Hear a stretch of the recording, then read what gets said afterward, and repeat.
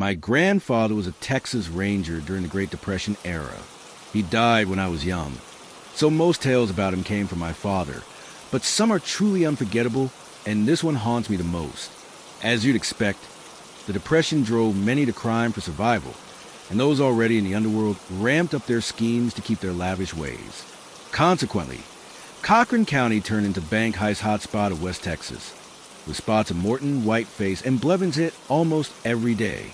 Often, robbers from the Blevins Credit Union aimed to flee across the New Mexico border, but authorities caught on to their dashes along Route 125 and stationed agents in Tatum to intercept them. Yet not all sped down to 125, and far too many slipped away from my grandpa and his ranger colleagues' liking. Once, Grandpa pursued a bank thief across the state who had fatally shot a woman clerk after she startled him. Tips flooded in from folks claiming sightings of him or his escape vehicle. One came from a man certain he'd seen the car at a remote motel named the Yellow Rose. Grandpa headed there to question the owners, a kind elderly pair enjoying semi-retirement in the wilderness. They explained the place had buzzed before the market crash, but by 1932, it was mostly empty. They didn't keep logs. Guests paid 50 cents, chose a room, and left when ready. Grandpa found them charming. They answered every query, allowed a full search, and vowed to call if anything jogged their memory. But they insisted the suspect hadn't stayed, and if his car was spotted, he hadn't registered. Grandpa thanked them, suggested starting records for future visits, and chased other leads with his partner. The trail chilled, shifting focus to new fugitives. Months later, while tracking another unrelated robber, the Yellow Rose surfaced again. A guest swore he saw the suspect enter a room with a bag, like one from a liquor holdup. Again, it felt close, but at the motel, same story. No records, vague recall after photos, no real help. Grandpa and his partner weren't suspicious yet, just irked by the couple's unhelpfulness, excusable due to age, but frustrating. In any other spot, they have suspects cuffed. More months passed, and yes, the Yellow Rose appeared in another robbery report. This time, they caught the owners fibbing. The witness said the suspect seemed anxious, rarely leaving his room, so the old man visited often for issues. He admitted speaking to man, but feigned confusion at first, then denied being in the room long enough for a good look. Grandpa and his partner stayed calm, not accusing outright. Instead, they probed connections. The partner figured the couple sheltered robbers for a cut.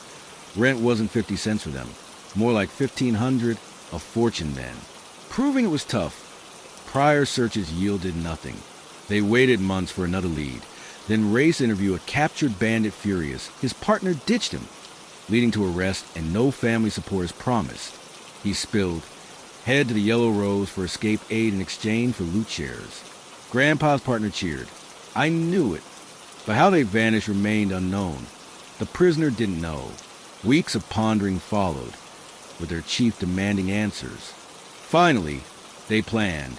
Send a third ranger, unknown to the couple, undercover as a robber seeking services. The idea seemed solid, especially with the ranger in character. They waited, built trust, then staged a heist. On the day, Grandpa and partner watched from a water tower half a mile away with binoculars. The undercover ranger arrived speeding, bursting, yelling about cops, hit his car in the garage. The couple revealed their secret spot. The plan, once shown, he'd arrest them. But 30 minutes passed, then an hour, 2 hours, no sign. No wires back then. So they waited anxiously, then raided with rangers, deputies, even feds. Sniffer dogs, trained for blood, led to an old truck by the garage. Moving, it revealed a rug-covered dirt patch hiding an iron hatch to a bunker, a slaughter setup. A kill room with drain and hose, a body processing area. But they weren't hiding corpses. They embalmed and varnished them like taxidermy, posing them in a room with books, records, poker table. The couple claimed no thrill. They felt guilty for killing bad folks. Never the ranger have known. But he revealed too late. The old man hammered him, drained blood before rescue. No burials to avoid suspicion. Instead, a museum for the dead, funded by stolen cash. Not just Grandpa's 3 suspects. For moreover years, big local story, but no national splash without trial. The man died in jail of a heart attack, his wife of cancer prearrangement. Dad said Grandpa never forgave sending his buddy first, blaming himself, leading to heavy drinking and early death. That couple shaped our family darkly, worse knowing they saw themselves as righteous. My spouse stayed tight with his boyhood pal, whom I'll call Jack, into adulthood. They bonded in grade school, inseparable ever since. When dating my husband and meeting Jack, I saw him as genuinely nice, calm, wholesome, easy to be around. He meshed with anyone, reliable, loyal, kind-hearted, with us both cut off from family. Having Jack felt like kin. He shared our nerdy vibes, so we dine out, watch films, or chill at home with vintage games and tech talks. All three love computers. My husband and Jack swapped code snippets. We built PCs, and Jack advised on projects. Oddly, he never dated in years we knew him, always single. We speculated privately he might be gay, fearing family judgment, but never pride. It felt invasive. He'd find someone when ready. Jack abruptly moved 3 hours away to a city, into his sister's retirement home she'd let him use pre-retirement. We thought independence, but no. He vanished. No calls, visits, invites. Distance? Settling in? But time dragged. My husband missed him, me too. Contact was tough, social media dormant. Worried, I pushed to revive ties, calling a visit.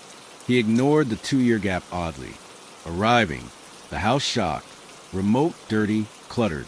Jack transferred jobs, declined promotion to avoid hours, seemed housebound, bunker-like. His room, teen mess, computer strewn, wires tangled, clothes everywhere. Sister visited weekends, using master. He griped about privacy invasion. Why not his own place? I held tongue. We dined, shopped. I asked about lost contact. He shrugged, busy with move, lost time, vowed no repeat. Sincere but off, replies scripted, rehearsed. Husband noted no own home yet. Jack cited finances. Sensible but felt false, hidden. Not our old Jack. Driving home, confused but glad for time. Hope for more contact, but distance persisted. Social media quiet, but I noticed him liking Nickelodeon shows, commenting like a kid. Episode praise, anticipation. Odd for late 30s man, chalk to innocence. Adults watch cartoons, right? Didn't tell husband, felt nosy. Years later, Jack visited once after my efforts, though he passed our way often for mom. Avoidance vibe, hiding something. Husband accepted, drifted friendship. Life changes. More time. Husband wondered aloud, annoyed at lost ties. I called.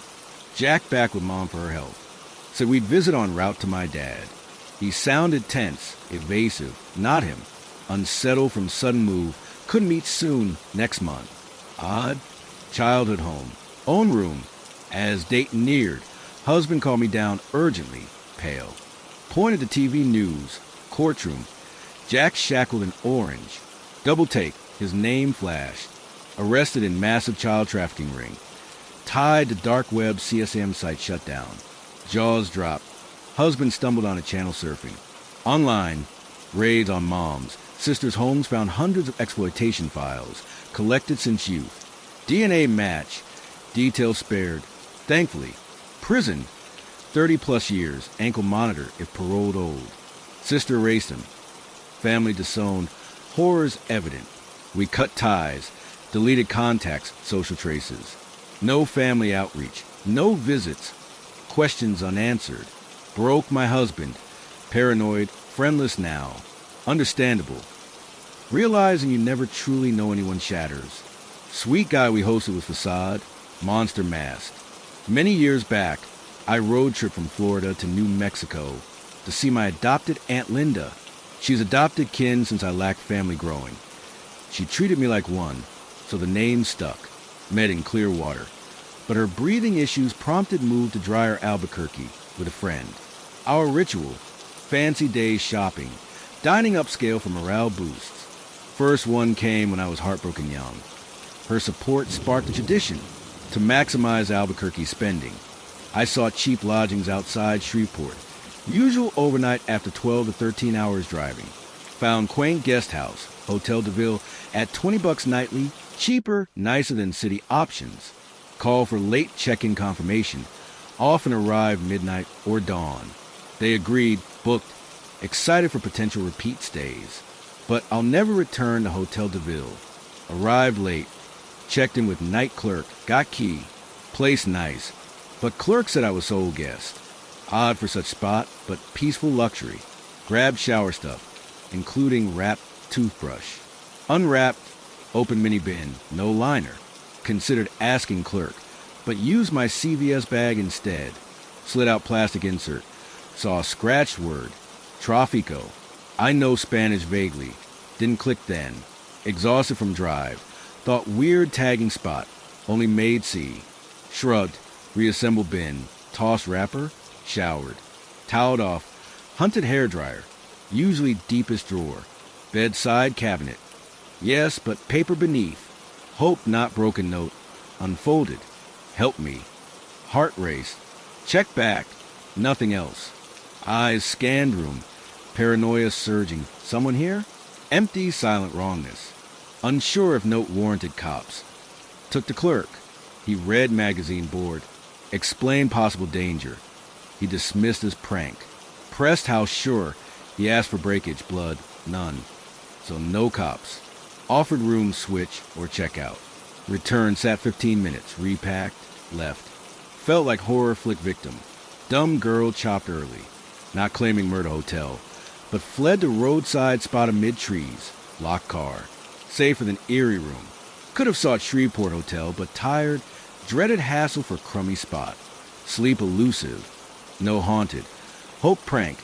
Sick and if real. Found late. Clerk's apathy explained trafficking tales. Later, realized Tráfico meant trafficking, called hotel. Different clerk. Described room, scratch. She checked, returned, mistaken, no mark. Insisted. She said, been uncleaned, your wrapper there, insert blank. Either lying or night clerk swapped. Thanked, hung, drove on. Told Linda. She soothed. You did right. Even prank, alerting, leaving smart. Note may be old, resolved.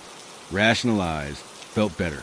Not haunted, but wonder if skimmed dark horrors at that hotel. I nearly died at my ex's hands. Names changed for safety. I was 19, turning 20.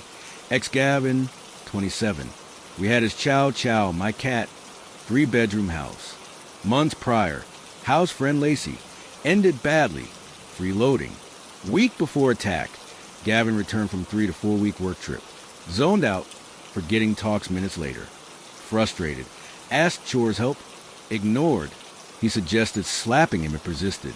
Dined with his mom days before. She worried something off. Known only OCD then, but doubt now.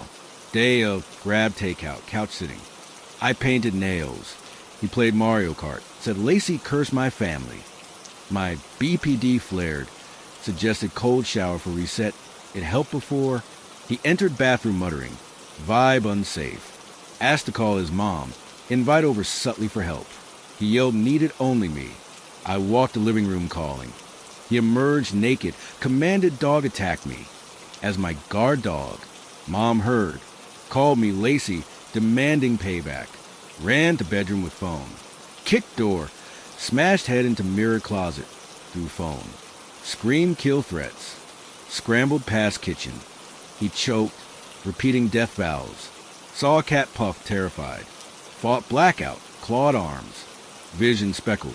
Thought death, body fate. Asked if knew unspeakable acts. Knew my assault history. Shared openly. Threw down, foot over head to stomp. Eyes lifeless, pupils huge. Yelled, admit it, Lacey. Apologized wildly. Worked, fled. Wished screen door open. Ran house to house in shorts, sweater. February, frigid Canada. 2-3 doors. Heard dog scream, unforgettable. Dropped sobbing, knew he killed him. Neighbors helped. Couple called cops, sheltered me. Called mom at dinner. Gavin killed dog, tried me. Cops arrived hours like 5-6 cars, guns drawn. Megaphone, hands up. He exited naked, bloody. Officer questioned. Others searched. Asked dogs, one cat. Dog dead in tub. Killed living room moved. Filled tub. Cat missing. Panic tunnel vision. Find cat. Coaxed with treats. Hiding spots. Found alive. Aggressive from fear. Block scene. I retrieved. Blood stench. Feces overpowering. Cat crying on bed. Scooped ass vape. Outside as mom arrived. Told dog dead. She collapsed wailing. 2 weeks. Plane to moms with cat. Case 2 years. Learned guns loaded. Officer slipped back, killed dog. Didn't want details. 10 months house arrest. Still contacts. Blames me not helping sooner. Partly blames self. Tucked by the Taedong River. North Korea's capital Pyongyang stands as one of Earth's most eerie enigmas. The Hermit Kingdom allows few tourists yearly, under tight rules. Always guided. Visitors see curated sites only. Lodging. Usually Yanggakdo International Hotel. Stark beige tower for foreigners. At 400 m wide, deep for ships, Taedong holds islands. Yanggak Island, mid-Pyongyang, hosts the hotel on North Tip. Built late 80s. Opened 1995. 47-story hotel, contains visitors. Entry after deep checks. Lobby, high ceiling, marble, dark seats, rare luxury. Walls, murals of heroic history, joyful workers, all smiling masks hiding truths. Rooms, neutral tones, functional furniture, clean baths. Public areas unique, revolving top restaurant with city views, Korean Western food. Casino, red carpets, gold, slots. Basement shop, propaganda books, badges, posters. But forbidden, 5th floor, communication floor to staff, mystery to guests. Believed for monitoring guests, ensuring staff loyalty. Military style, grays, harsh propaganda. No Western photos. Explanations vague. Most avoid snooping and dictatorship. But one visitor, brave or foolish, explored. Born December 12, 1994, Cincinnati. Otto Frederick Warmbier. Smart, outgoing. UVA Commerce/Economics, LSE Exchange. UK Spark Travel. Cuba, Ecuador, Europe. Summer 2015. East Asia Focus. Free Hong Kong trip January 2016. Found Young Pioneer Tours. Destinations your mom warns against, including North Korea. Partner authorities. Safety if rules followed. For U.S. citizens too. Otto intrigued by culture people. Check schedule. 5-day New Year's tour pre-Hong Kong. Flew Beijing December 29, 2015. Met group 10 fellow Americans. Special permits. Flew Pyongyang New Year's Eve. Separated on arrival. Driven Yanggakdo. Breakfast. Then Kim Il-sung Square. Galleries, museums. Grand People's Study House. Square Illusion. Center low. Juice Tower seems from end actually distant. Guides showcase feats. Then, I once explored an abandoned town called Buckhorn with friends Mike, Tommy, and others. It was a ghost town from the 1950s, left after nearby quarry closed. Buildings frozen in time. We drove hours, excited for photos and thrills. The schoolhouse first. Dusty desks, faded chalkboards. One board had, "If you bleed, leave" scrawled. Creepy, but we thought vandal prank. Moved to classrooms. Dust thick. Mike wiped some. Chased us jokingly to smear. But Tommy seemed off. Usually eager, camera ready, but dazed, quiet. Barely reacted. Snapped at Mike. We shrugged. Headed to general store. Shelved with unknown brands. Faded labels. Tommy muttered. Eyes darting like seeing phantoms. At town hall. He clutched nose. Blood gushed dark. Scared, we helped. He pushed away. Bleeding heavy. Suggested leave, but he insisted. Drove far, not over nosebleed. Mike fetch kit. I wanted the sheriff's office.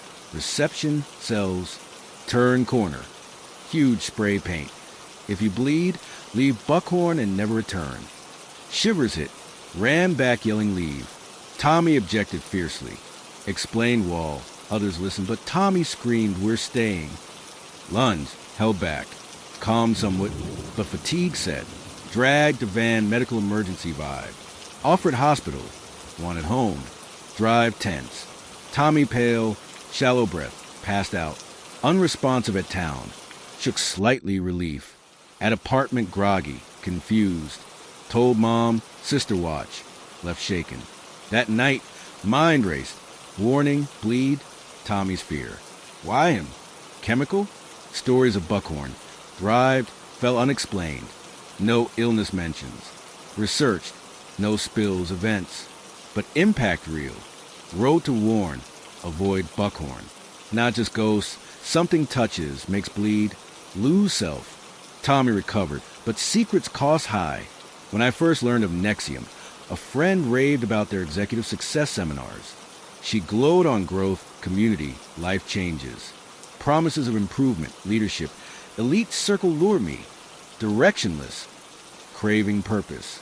Attended seminar curiously. Hooked by jargon, exclusivity. Keith Ranieri's charisma. Costly but promised quick growth. Workshops intense. Long introspection discussions, ethical drills. Felt like bettering self. Deepen involvement. Advance ranks. Met transformed successes. Community shunned norms for enlightened life. Terms like ESP, EM, Vanguard created secret society feel. Hierarchical, advance via loyalty, investment, adherence. Always more levels courses. Push as growth, really control. Met Keith, Vanguard.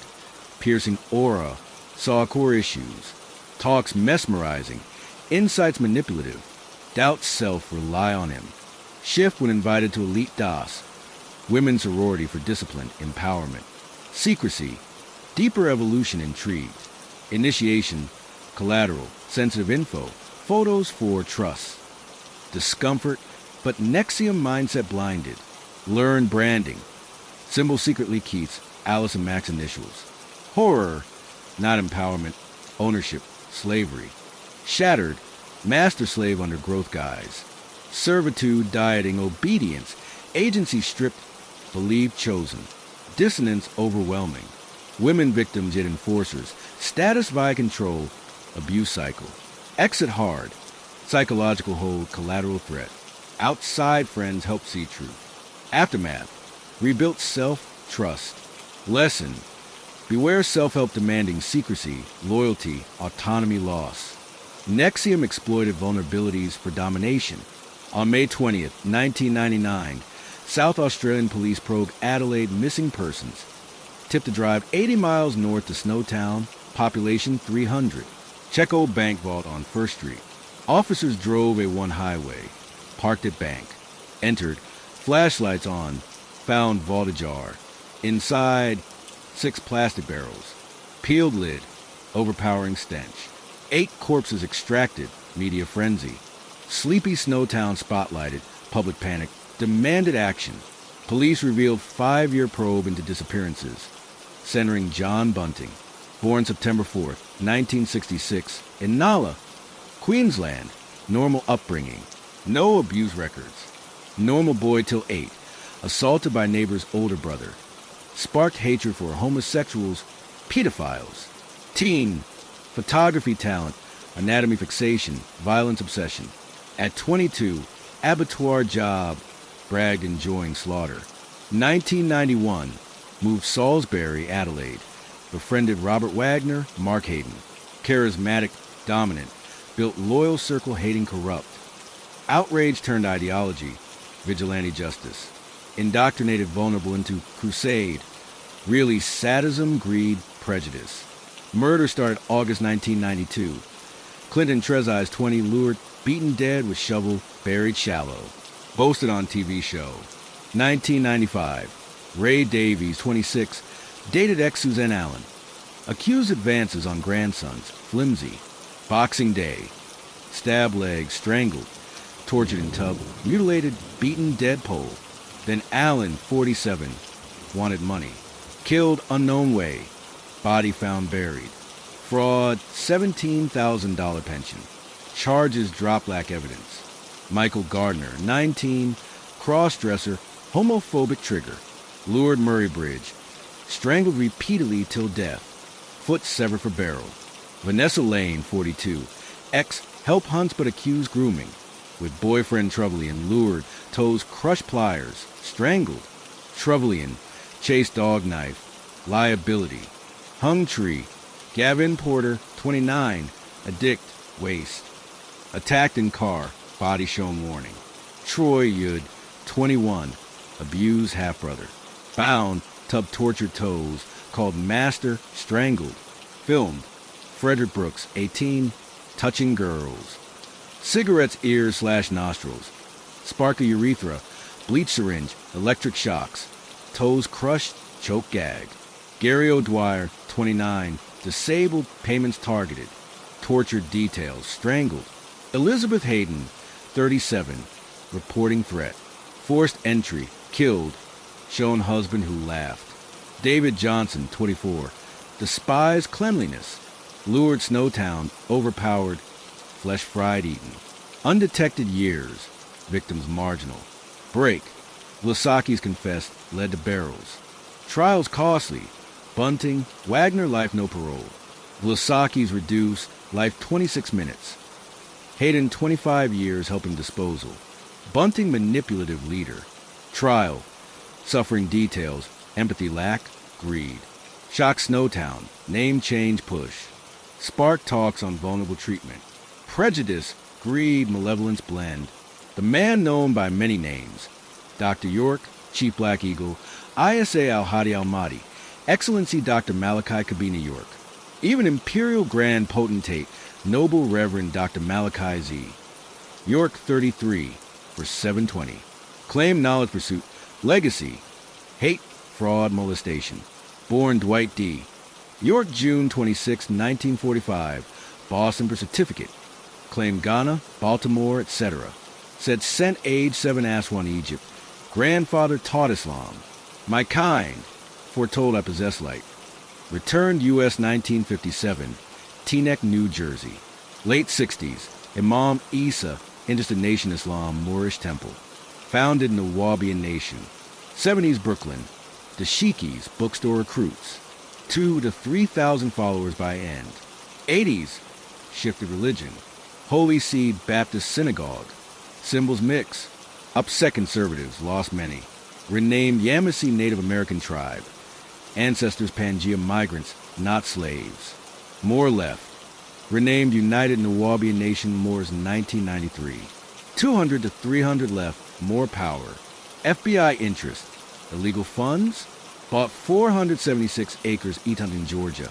Built Tamari. Pyramids, obelisks, Sphinx. Lived 500,000 Athens mansion community, funds. Preached Nawabianism. Black supremacists, Egyptians, UFOs, conspiracies. Caucasians, bread killers. Descend Cain albinos. Claimed alien from Rizq. Incarnation 1945. Craft sham from Merkaba Nibiru. 40-year process 2003 to 43. 144,000 in Nibiru. Groomed 1,000 years. Battle Luciferians. To followers, profit. Outsiders, cult leader deviation. 70s, strict sex. Only he with women/girls, including followers. Segregated dorms, cohabit quarterly. Depravity grew. 2002, arrested 100 plus molestation counts. Kids 4 plus. Indicted 200 plus from thousands. Plea. Claimed indigenous, no jurisdiction. Transfer more court. Rejected. Convicted transport minors molestation. Racketeering, 135 years. Followers. Leader not same person. Set up by Sun/Al-Qaeda. York. Betrayal foretold Sitchin book, Hiare. Claimed Liberian consul. Rejected. 2024. ADX floor in solitary. Released 2120. Flannan Isles, or Seven Hunters. Remote chain 40 plus miles off Scotland. Uninhabited. Boat/tour access only. Harsh weather. Cliffs deter. Largest. Iliamore, Seabird Haven. Puffins, Kittiwakes, Shags. Site of baffling 20th century mystery. Flannan Lighthouse built 1895. The 99 Iliamore. Guide treacherous seas. David Allen Stevenson design, 75 feet. Engineering marvel amid gales. Lit December 7, 1899. Keepers. James Duckett, Thomas Marshall, William Ross. Rossill Winter, 1899. Donald MacArthur replaced. Routine, Maintain light, log weather/events. Reliable year plus. But December 15th, 1900, log stopped. December 18th, steamer Philadelphia, Scotland reported light out. Weather delayed probe till December 26th, relief vessel. Crew expect a mechanical issue. Found abandoned. Gate/door closed, beds unmade, clock stopped. Kitchen, uneaten meal, one oilskin missing. Suggest one outside. No struggle, just silence. Theory, freak wave swept securing gear west landing. Bent railings, displaced rock, scattered supplies indicate force. No storm recorded, but unpredictable area possible rogue wave. Another, violent clash, murder. MacArthur volatile, isolation strains. No violent signs unless outside, sea washed. Supernatural, pagan history, spirits, fairy storms. Folklore, monsters, gods. Alluring but unprovable. Improbable, spy abduction, voluntary escape. No motive, evidence.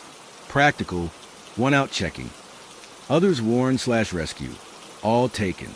Explains oilskin, but why all in bad weather. Northern Lighthouse Board, likely storm drowned. Muirhead knew them. Concluded accident. Accused cover-up. Led safety reassess. Better gear, comms, protocols. Mystery inspires art. Reminds keepers peril. Solitude for others' safety. Moving in. I signed the lease on a Tuesday. Rain drizzled over the windshield as I pulled my dent Honda Civic up to 47. Sycamore Lane. The wipers squeaking like a nervous heartbeat. The house loomed. A 2-story Victorian with peeling gray paint, sagging gutters, and a wraparound porch that groaned under the weight of time. It wasn't much, but it was mine. Or at least, it would be for the next 12 months. After the divorce, I needed a clean break. Chicago had too many memories. Too many places where Mark and I had laughed, argued, made up. Too many grocery stores where I'd see couples holding hands and feel like my chest was splitting open. So I'd pack what I could fit into 2 suitcases and a U-Haul trailer, quit my job at the marketing firm, and taken a remote data entry gig that paid just enough to scrape by. Maple Ridge, population 3,200, seemed like the perfect nowhere. The realtor, a cheerful woman named Linda with 2 white teeth and a clipboard permanently glued to her hand, met me at the curb. "Isn't it charming?" she chirped, gesturing to the house like it was a prize pony instead of a crumbling relic. Charming wasn't the word I'd use. Affordable was closer, at $850 a month. It was half what I'd paid for my studio apartment back home. Linda had mentioned something about historical character and original hardwood floors, which sounded nice until I realized historical character meant no central heating, and original hardwood floors meant every step sounds like a dying animal. Still, I smiled and nodded. I didn't have options. The movers, 2 bored-looking college kids, dumped my boxes in the foyer and left without saying goodbye. I stood alone in the empty living room, the late afternoon light filtering through dusty bay windows. The air smelled like old wood, mothballs, and something faintly sweet, like dried flowers left too long in a vase. I spent the evening unpacking essentials. My coffee maker, my laptop, a framed photo of my cat Miso, now living with my sister, until I got settled. By 9, I was exhausted. I dragged my air mattress into what would be the bedroom, a small room at the back of the house with a single window overlooking an overgrown backyard. I fell asleep quickly, lulled by the quiet of small-town life. Then, around 2 a.m., I woke to the sound of footsteps. Heavy, deliberate, coming from the hallway. I froze, heart hammering against my ribs. The house was supposed to be empty. I'd checked every closet, every room. No one else had a key. The footsteps stopped right outside my door. I held my breath. Listened. Silence. After a full minute, I exhaled. "Old house," I whispered to myself, settling. But as I drifted back to sleep, I couldn't shake the feeling that something had been listening too. The neighbor. Morning brought sunlight and the illusion of normalcy. Birds chirped. A lawnmower hummed somewhere down the street. I made coffee in my chipped world's okayest employee mug and sat on the porch, watching the neighborhood come alive. That's when Mrs. Gable appeared. She lived next door, A tiny woman in her 70s with silver hair pulled into a tight bun and eyes that seemed to see right through you. She was trimming her rose bushes when she spotted me and waved with pruning shears. "New tenant?" she called, voice sharp but not unkind. "Yeah," I said, standing. "Just moved in last night." She nodded slowly, stepping onto her own porch. "Didn't think anyone would take this place after the Hendersons." "The Hendersons? Left in the middle of the night," she said, lowering her voice. "Took nothing but the clothes on their backs." The wife was babbling about whispers in the walls and cold hands on her neck. "Police found her sitting on the sidewalk in her nightgown barefoot in December." I laughed nervously. "Probably just stress. You know how it is." Mrs. Gable didn't smile. 3 families before them, all left suddenly. One man, a professor from the college, said he heard footsteps pacing his hallway every night. Swore someone was watching him sleep. He moved out after 2 weeks. Never came back for his deposit. I shifted uncomfortably. This house is old. Old houses make noises. "Old houses don't make voices," she said flatly. I blinked. "Voices." She hesitated, then shook her head. "Never mind. You seem like a nice girl. Just keep your doors locked. And maybe don't go into the basement." Before I could ask why, she turned and went inside, closing her door with a soft click. I spent the rest of the day unpacking, trying to ignore the chill that had settled in my stomach. By evening, I convinced myself Mrs. Gable was just a superstitious old woman with too much time on her hands. But that night, as I brushed my teeth, I heard it again, the footsteps. This time they came from upstairs, except I was on the 2nd floor. There was no upstairs. I turned off the faucet. Listened. A slow, dragging sound, like something heavy being pulled across the attic floor. I told myself it was raccoons, or squirrels, or the wind. But when I climbed the pull-down ladder to check the attic later, it was empty. Just dusty rafters, cobwebs, and an old trunk covered in mildew. And yet, the air up there was freezing. My breath fogged in front of me, even though it was 70 degrees outside. I slammed the attic hatch shut and didn't sleep at all. The cold spot became my new normal. It hovered in the hallway outside my bedroom, always there when I walked past after dark. A pocket of air so frigid it made my teeth ache. During the day, the house was fine, warm, even stuffy. But at night, that one spot turned arctic.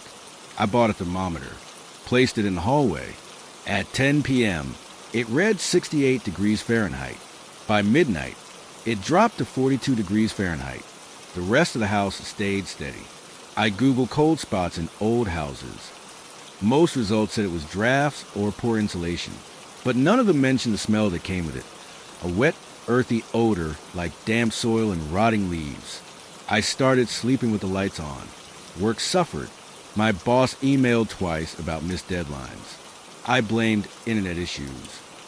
Truth was, I was too tired to focus. Every night, I lay rigid in bed listening. The footsteps returned, not just in the hallway now, but in the kitchen, the living room. Once, I swear I heard someone humming a lullaby in the bathroom. I began recording audio at night using my phone. Played it back in the morning, mostly silence. But on the 3rd night, around 3:17 a.m., there was a whisper, "You're not alone." My blood turned to ice. I deleted the file, told myself it was static, or my own sleep talking. But I knew better. One afternoon, while cleaning out the kitchen cabinets, I found a loose floorboard beneath the sink. Prying it up, I discovered a small compartment. Inside, a rusted key and a folded newspaper clipping from 1987. The headline read, "Local man found dead in home. Police suspect ritualistic elements." The article described Elias Vaughan, the original owner of 47 Sycamore Lane, a reclusive historian obsessed with esoteric traditions. Neighbors reported strange chanting, black candles in windows, and visitors who never looked you in the eye. He was found in his study, throat slit, surrounded by symbols drawn in what investigators believed was his own blood. No suspects were ever named. The case went cold. At the bottom of the clipping, someone had scrawled in pencil, He didn't die. He opened the door. I shoved the clipping back onto the floorboard, hands shaking. That night, the humming returned. Louder, closer, and for the first time, I heard words. Let me in. I couldn't ignore it anymore. The next day, I drove to the Maple Ridge Public Library, a squat brick building that smelled like old paper and lemon cleaner. I asked the librarian, a kind-faced man named Harold, if they had archives on local history. Sure do, he said, leading me to a microfiche machine. We got newspapers going back to 1920. I spent hours scrolling through grainy images of the Maple Ridge Gazette. Found more on Elias Vaughan. Not just a murder. There were earlier articles, complaints from neighbors about disturbing noises and strange lights. One woman claimed her dog refused to go near the property after 1983. Another said her child woke up screaming every night they lived across the street, saying the man with no eyes is watching. I also found property records. The house had been vacant for 10 years after Vaughan's death, then rented out sporadically, always short stays, always abrupt departures. Harold brought me a cup of coffee. You were searching for a book? Just curious. I lied. He leaned in. You live on Sycamore Lane, don't you? The old Vaughan place. I nodded. He lowered his voice. My uncle was the deputy who found him. Said the whole house felt wrong, like the air was thick, and the symbols on the walls, they weren't just drawn. They were burned into the wood. I left the library with a headache and a knot in my stomach. That evening, I returned to the attic. This time, I brought a flashlight and gloves. I searched every corner, every beam, behind a stack of mildewed boxes. I found a loose panel in the wall. Inside, a leather-bound journal. The cover was cracked, the pages yellowed. Elias Vaughan's name was embossed in flaking gold. I sat on the dusty floor and opened it. The first entries were mundane. Notes on local flora, grocery lists, complaints about noisy neighbors. But around 1982, the tone shifted. I have found the key. The veil is thinner here than anywhere. The land remembers the old ways. The ritual requires 3 nights. Blood of the willing, salt to bind, and silence. Absolute silence after the 9th hour. It spoke to me tonight, not in words, but in feeling, a presence, ancient, hungry. The final entry was dated October 31st, 1987. It is here. It has crossed. I can feel in the walls, in the floorboards, in my bones. It wears my face now. It smiles with my mouth. I try to close the door, but it's too late. It won't let me leave. It says I belong to it now. If you find this, do not stay. Do not listen. Do not. The rest was torn away. I clutched the journal to my chest, trembling. Downstairs, the front door creaked open. I hadn't locked it. I hadn't even touched it. I froze, listening. Footsteps. Slow. Heavy. Coming up the stairs. Not from the hallway. From the inside of the attic. I spun around. Flashlight beam cutting through the dark. The attic was empty. But the air was so cold I could see my breath. And then I heard it, a wet, guttural whisper right behind my ear. You're too late. Chapter 5, The Reflection. I ran down the attic ladder, through the bedroom, out the front door. I didn't stop until I was on Mrs. Gable's porch, pounding on her door. She opened it in a flannel robe, eyes wide. Good Lord, child, what's wrong? I couldn't speak, just pointed at my house, gasping. She pulled me inside, made tea, and listened as I babbled about the journal, the footsteps, the voice. When I finished, she was quiet for a long time. Then she said, Elias Vaughan didn't just dabble in the occult. He was trying to summon something. Something that feeds on fear, on loneliness. That's why it targets people like you, new in town, alone, vulnerable. People like me? She nodded. It needs a host, a vessel, and it's chosen you. I spent the night on her couch, wrapped in a quilt that smelled like lavender and mothballs. She refused to let me go back. But by morning, shame set in. I was being ridiculous. A grown woman, scared of shadows in old houses. I thanked Mrs. Gable and walked back to 47 Sycamore Lane in the pale dawn light. The house looked innocent in the sun, just old wood and peeling paint. I went inside. Everything was as I'd left it. The journal still on the floor. The attic hatch closed. I told myself I'd imagined it. Stress, sleep deprivation, grief. But that afternoon, while washing dishes, I glanced at the window above the sink and saw a reflection that wasn't mine. It stood behind me, tall, gaunt, wearing my face, but the eyes were black pits and the mouth stretched too wide. I spun around. No one there. I checked every mirror in the house. My reflection looked normal. Tired, pale, but normal. Yet every time I caught my reflection out of the corner of my eye, it moved when I didn't. I stopped looking in mirrors.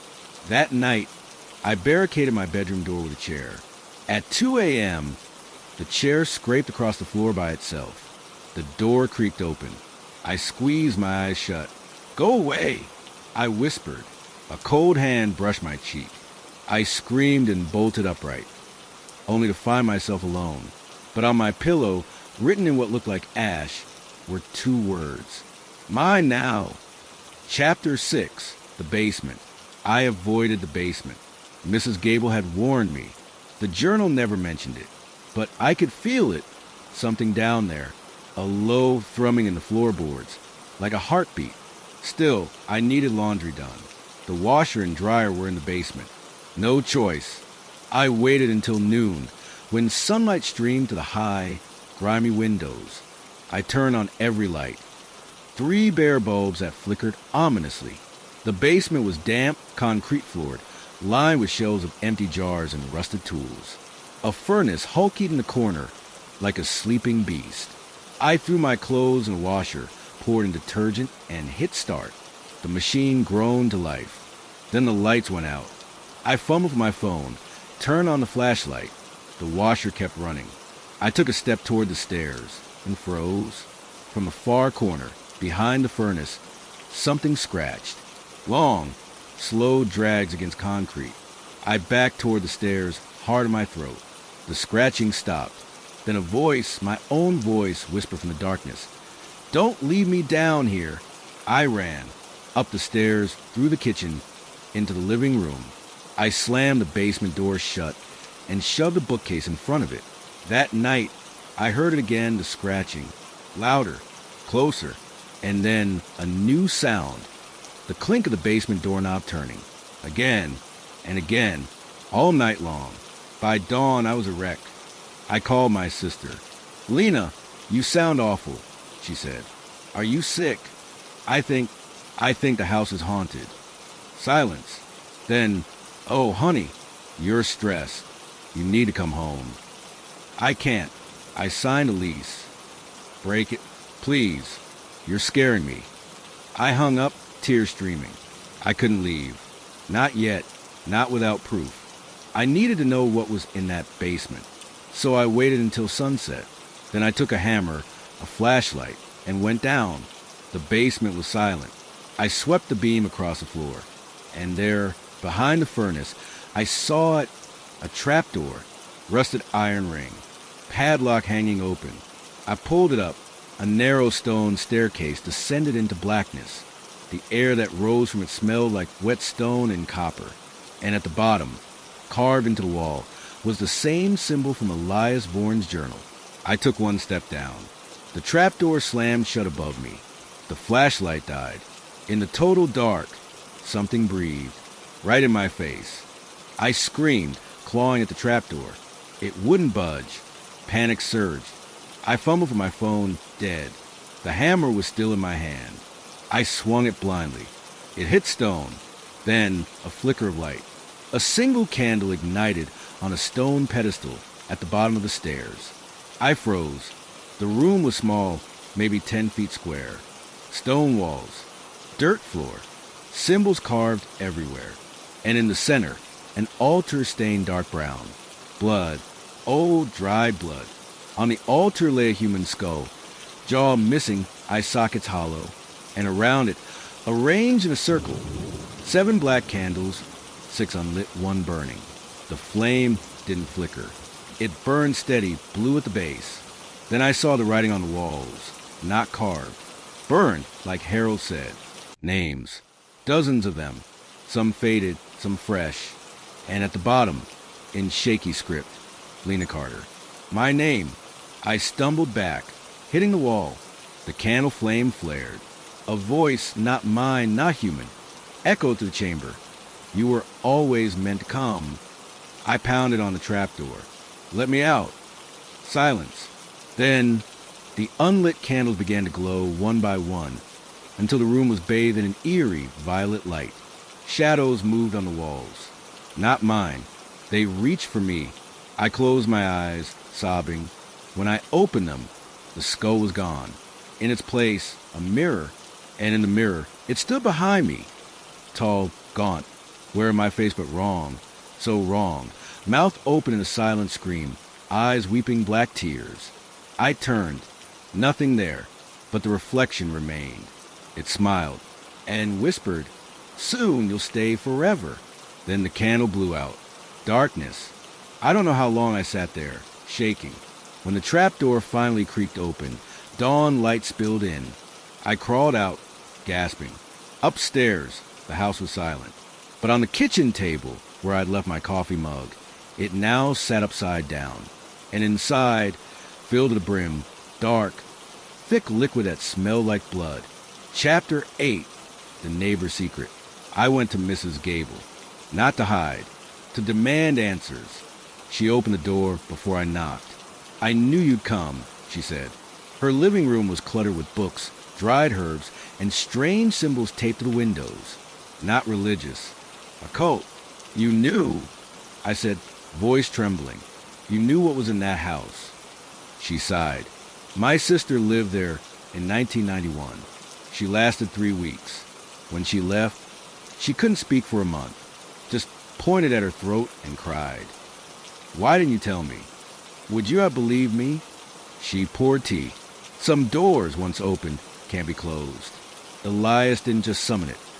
He became its anchor. His spirit is bound to the house, and it uses him to lure others in. How do I stop it?" She hesitated. "There's a ritual, a reversal, but it's dangerous. You'd have to go back into that room. At midnight, with salt, iron, and your own blood." "I can't." "You don't have a choice. It's claiming you. Soon you won't want to leave." I looked down. My hands were shaking, and on my left wrist, faint, but there was a symbol. The same one from the basement wall. It hadn't been there this morning. "It's marking you," Mrs. Gable whispered. I spent the day gathering supplies. Seesaw from the grocery store, an iron skillet, a sewing needle. At 11 p.m., I stood at the basement door. The bookcase had moved. The door stood slightly ajar. I took a deep breath. Went down. The trapdoor was open. The ritual room waited. I drew a circle of salt around myself, placed the iron skillet in front of the altar, pricked my finger with a needle, let 3 drops fall onto the stone. Then I spoke the words Mrs. Gable had given me. Words in a language I didn't understand. The candles lit themselves. The walls began to bleed. And from the shadows, Elias Vaughan stepped forward, translucent, eyes hollow, mouth sewn shut with black thread. He pointed at me, then at the altar. "Take my place," his voice echoed in my mind, "or become its next meal." I backed away. The salt circle cracked. Something grabbed my ankle from below the dirt floor. I screamed and yanked free, ran, up the stairs, out the house, into the night. I didn't stop until I was at the edge of town. But as I caught my breath under a street lamp, I looked down. My shadow wasn't moving with me. It stood still, and it was smiling. Chapter 9, The Shadow. I didn't go back that night. I slept in my car at a 24-hour diner on the edge of town. Windows locked, doors double-checked. But sleep wouldn't come. Every time I closed my eyes, I saw the basement, the skull, my name on the wall, and the shadow. By morning, I was exhausted but resolved.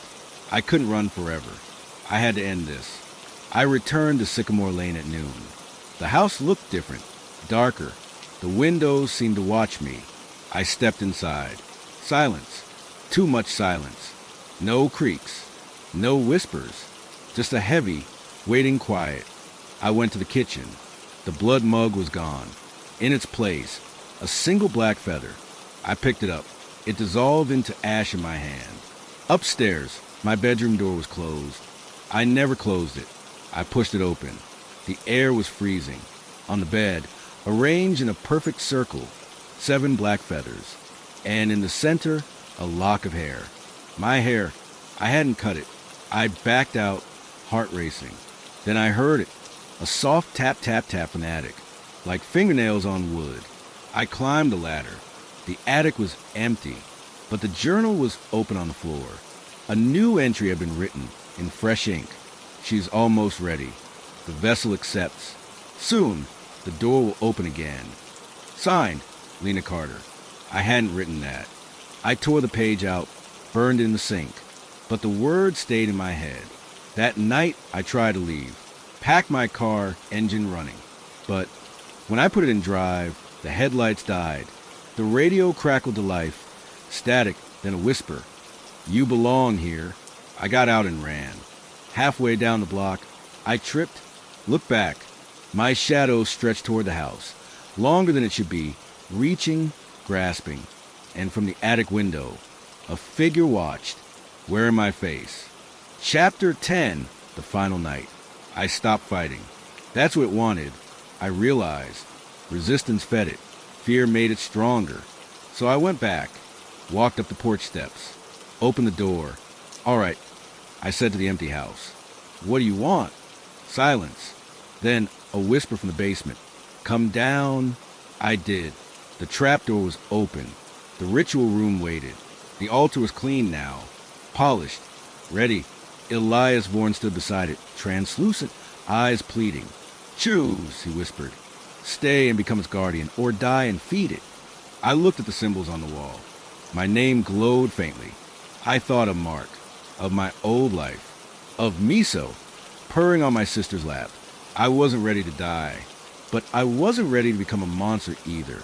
I stepped into the circle, not the salt one, the one drawn in blood on the floor. I choose neither, I said, and I spoke the reversal spell, not to banish, but to seal. The candles exploded. The walls screamed. Elias Vaughan dissolved into smoke. The ground shook, and the door, the invisible one, slammed shut. Silence. Total, perfect silence. I walked out of the basement, out of the house, into the dawn. It was over, or so I thought. I stopped fighting. That's what it wanted. I realized. Resistance fed it. Fear made it stronger. So I went back, walked up the porch steps, opened the door. All right, I said to the empty house. What do you want? Silence. Then a whisper from the basement. Come down. I did. The trapdoor was open. The ritual room waited. The altar was clean now, polished, ready. Elias Vaughan stood beside it, translucent, eyes pleading. Choose, he whispered. Stay and become its guardian, or die and feed it. I looked at the symbols on the wall. My name glowed faintly. I thought of Mark, of my old life, of Miso, purring on my sister's lap. I wasn't ready to die, but I wasn't ready to become a monster either. I stepped into the circle, not the salt one, the one drawn in blood on the floor. I choose neither, I said, and I spoke the reversal spell, not to banish, but to seal. The candles exploded. The walls screamed. Elias Vaughan dissolved into smoke. The ground shook, and the door, the invisible one, slammed shut. Silence. Total, perfect silence. I walked out of the basement, out of the house, into the dawn. It was over, or so I thought. Chapter 11, The Escape. I drove straight to the bus station. Didn't look back. Bought a one-way ticket to Chicago. Sat on the bus, watching Maple Ridge shrink in the window. No footsteps, no whispers, no cold spots, just the hum of the engine and the rustle of other passengers. For the first time in weeks, I felt safe. I called my sister. I'm coming home. Thank God, she said. I've been so worried. I slept most of the trip. Woke as we crossed the state line. Pulled out my phone to check the time and froze. The background photo, my cat Miso, was gone. In its place, a photo I'd never taken. Me, standing in the attic of 47 Sycamore Lane, eyes black, mouth smiling too wide, and behind me, in the shadows, Elias Vorn nodding. I deleted the photo, refreshed my phone. It came back. I turned off the phone, but in the reflection of the dark screen, my eyes were black. I looked away, told myself it was a glitch. But when I got off the bus in Chicago, I caught my reflection in a store window. For just a second, my smile wasn't mine. Chapter 12, The New Tenant. I moved into a high-rise apartment downtown. Steel and glass. No attics. No basements. No history. I got a new job. Reconnected with friends. Even started dating. Life returned to normal. But I never sleep with the lights off. And I never look in mirrors at night. Because sometimes in the dark, I hear a faint whisper from events. You can't run forever. I tell myself it's the wind. But last week, I got a letter. No return address. Inside, a single key, the rusted one from under my sink at 47 Sycamore Lane. And a note, it's waiting for you to come home. I threw it away, but the next morning it was back on my pillow. Tonight, as I write this, I hear footsteps in the hallway. Not heavy, light, familiar, like my own. I check the peephole. No one there, but the doorknob turns. Slowly, I pack a bag, leave the apartment, drive until sunrise. But as I stop for gas in some nameless town, I see a for rent sign on an old Victorian.